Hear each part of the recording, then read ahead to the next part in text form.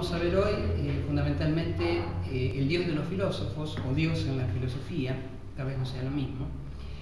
Pero esto se plantea, o quise plantear el primer tema a partir de aquí, desde el momento en el cual el hombre, nosotros, al poder de algún modo no soportar nuestra finitud y el hecho de creer que hay una infinitud, o sentir que hay una infinitud, el hombre de algún modo se siente menos, se siente irrealizado, se siente como el que no tiene sentido en la existencia, y de ese modo trata de religarse a algo. Es decir, el hombre necesita de algún modo certezas. Vamos a ver que la filosofía ha roto un poco con este paradigma de las certezas, pero no ha podido eludir la pregunta acerca de Dios. Por más que la filosofía ha tratado de escapar de esta temática, sin duda no ha podido, y es lo que vamos a ver nosotros hoy.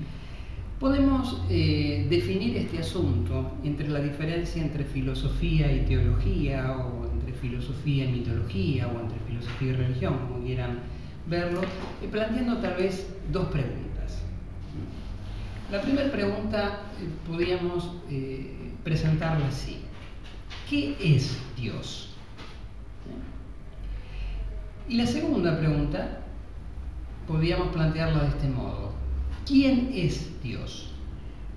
A ver, con relación a la primera pregunta, ¿qué es Dios?, es una pregunta que ha tratado de responder la filosofía.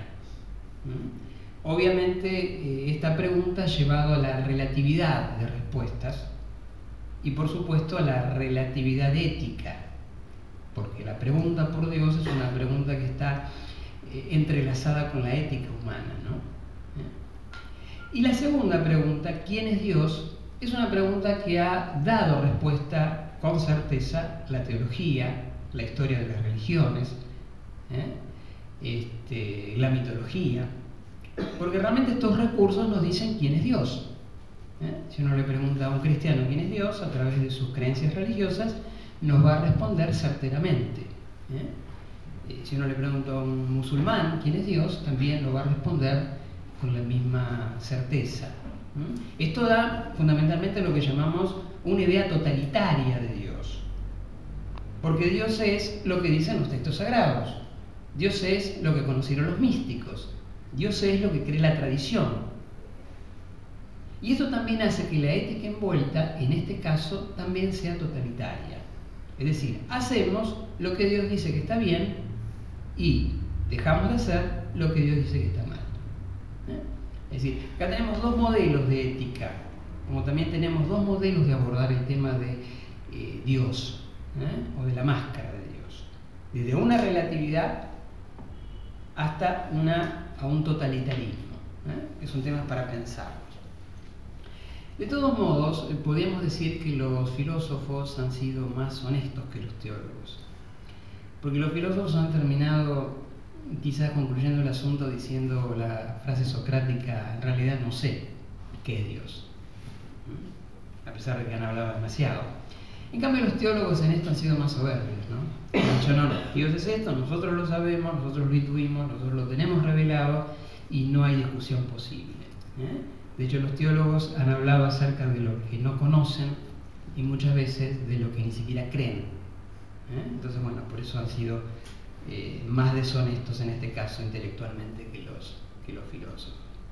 De todos modos, habría que también pensar la religión, y esto lo dejo abierto, acerca de realmente si estas certezas que ha dado la religión a lo largo de la historia y de las culturas han sido buenas para la humanidad o han brindado un mundo mejor. Habría que preguntarse eso, tanto en Oriente como en Occidente. Y también habría que preguntarse si estas instituciones religiosas de algún modo también no han tenido mucho que ver al gran derramamiento de sangre que hubo a través de la historia, ¿no? En todos los pueblos y en todos los tiempos. También para pensar. Sin ningún lugar a dudas, la filosofía, dijimos, no ha podido o no puede eludir la pregunta por Dios. ¿Por qué? Bueno, porque es una pregunta humana. Recién hoy hablábamos de que el hombre se siente finito ante la infinitud del universo. Nosotros como humanos en realidad conocemos muy poco de todo, por no decir casi nada. Nosotros no conocemos cuál es nuestro origen, a pesar de que hay teorías, pero en realidad no conocemos exactamente cuál es el origen de la vida, el origen del hombre. Es discutible el tema. Tampoco conocemos el fin, hacia dónde va todo esto. Tampoco podemos responder hacia el misterio de la muerte. O sea, hay cosas que en realidad escapan a la cosmovisión humana, pero que son preguntas que nos causan perplejidad porque las padecemos de algún modo, porque todos nacimos y todos vamos a morir en algún momento. Entonces, esto nos muestra que hay preguntas que no podemos dejar de plantearnos, pero también tenemos que reconocer que no tenemos en nuestro poder todas las respuestas si sacamos las certezas de la religión. Aclaremos eso. Porque si ponemos las certezas de la religión, ahí respondemos todo. De dónde venimos, quiénes somos, a dónde vamos, qué pasa después de la muerte, qué sentido tiene la vida, quién es Dios, cómo es Dios, qué forma tiene, qué historia tiene, qué nombre, qué lugar de ubicación. Todo eso nos da la certeza de la religión. Pero cuando la pregunta la hacemos desde la filosofía, ahí cambia la cosa. Ahí cambia el espectro. Y esto es un problema, digamos, de planteo, porque si nos retraemos un poco a la historia, nosotros sabemos que el primero que, se dice, ¿no?, que el primero que trató de romper con el mito ha sido Tales de Mileto, allá por el siglo V a.C., en la antigua Grecia. Él trató de dar una explicación del origen o del fundamento de las cosas sin tratar de hablar de un ente divino o algo así, es decir, romper con la mitología y tratar de dar una explicación. No puedo escapar demasiado Tales, porque si ustedes analizan un poco cómo eran los mitos de la antigüedad, no solamente el mito bíblico de la creación, sino el mito de Mesopotamia o el mito egipcio, van a ver que el origen de las cosas es a partir del agua. Los dioses crean a través del agua. El agua es el germen o el origen de la vida en estas mitologías.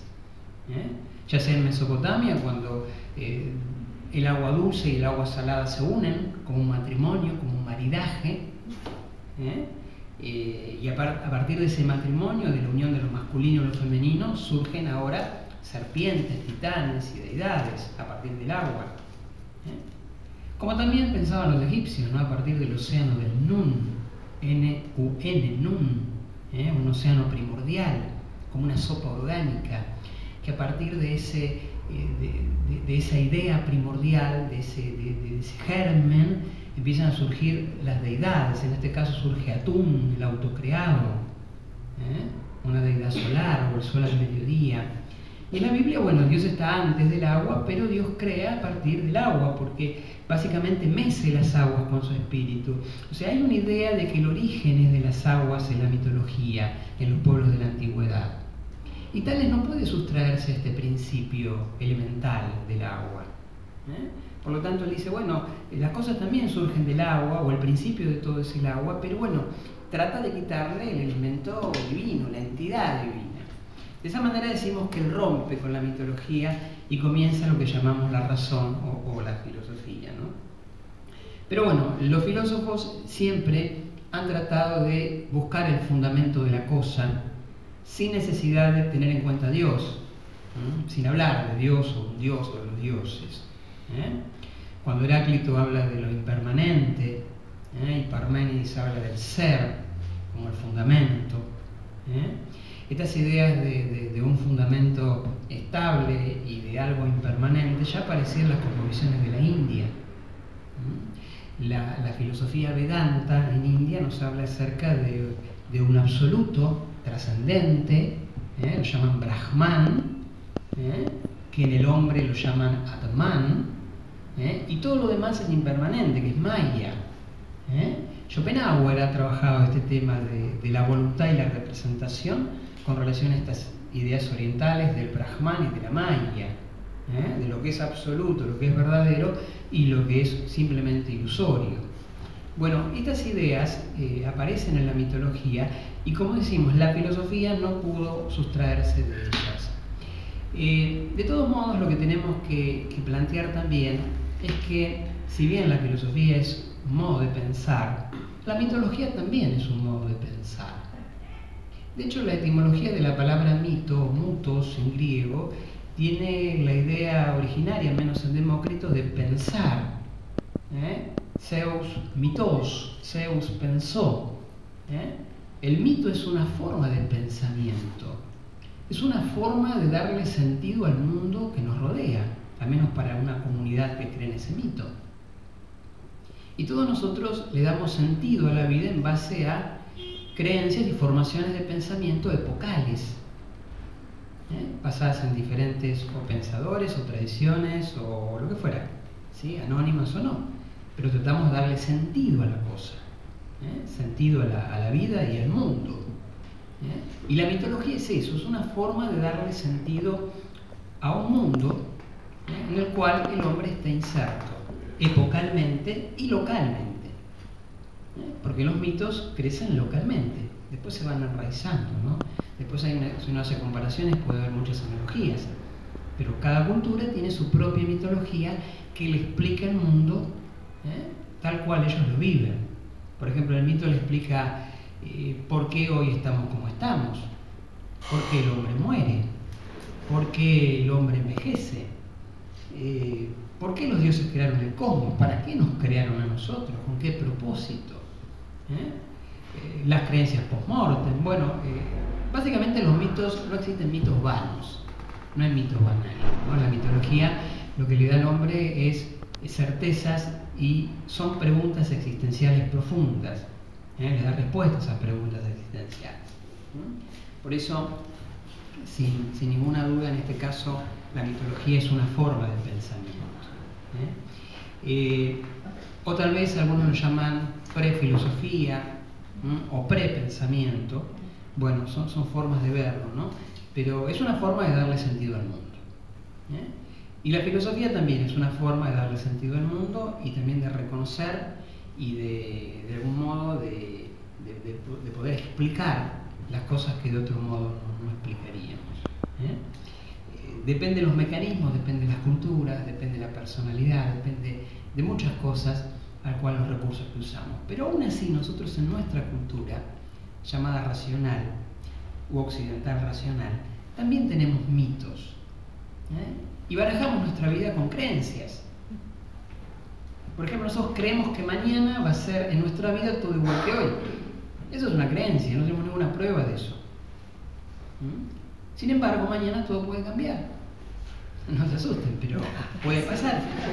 Sin embargo, nosotros necesitamos las certezas para tener una continuidad psíquica, egoica, de que mañana todo va a seguir igual y de que yo voy a seguir haciendo lo mismo. Que mis paradigmas no van a cambiar. Es una forma de mitología también. Es una forma de darle sentido al mundo.